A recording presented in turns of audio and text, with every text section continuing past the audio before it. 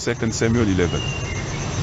In the spring, at the time when kings go off to war, David sent Joab out with the king's men and the whole Israelite army. They destroyed the Ammonites and besieged Rabbah. But David remained in Jerusalem. One evening David got up from his bed and walked around on the roof of the palace. From the roof he saw a woman bathing. The woman was very beautiful, and David sent someone to find out about her. The man said, "She is Bathsheba, the daughter of Eliam and the wife of Uriah the Hittite." Then David sent messengers to get her. She came to him, and he slept with her.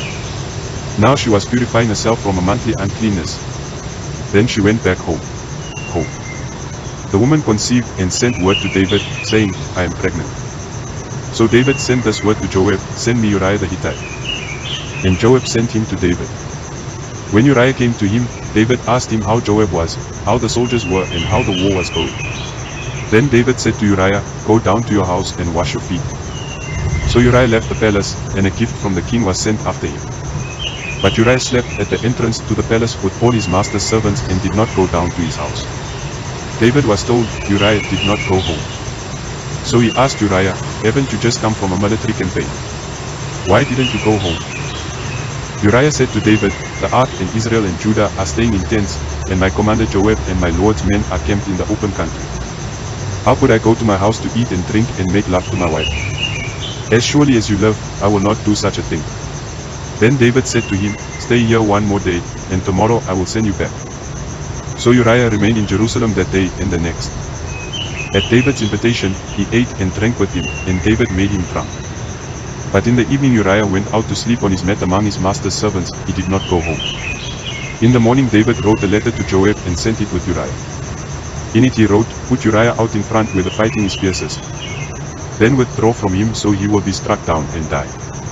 So while Joab had the city under siege, he put Uriah at the place where he knew the strongest defenders were. When the men of the city came out and fought against Joab, some of the men in David's army fell. Moreover, Uriah the Hittite died. Joab sent David a full account of the battle. He instructed the messenger, "When you have finished giving the king this account of the battle, the king's anger may flare up, and he may ask you, 'Why did you get so close to the city to fight? Didn't you know they would shoot arrows from the wall? Who killed Abimelech son of Jerubbaal?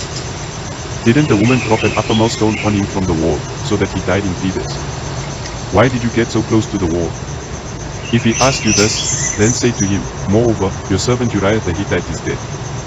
The messenger set out, and when he arrived, he told David everything Joab had sent him to say. The messenger said to David, "The men overpowered us and came out against us in the open, but we drove them back to the entrance of the city gate. Then the archers shot arrows at your servants from the wall, and some of the king's men died.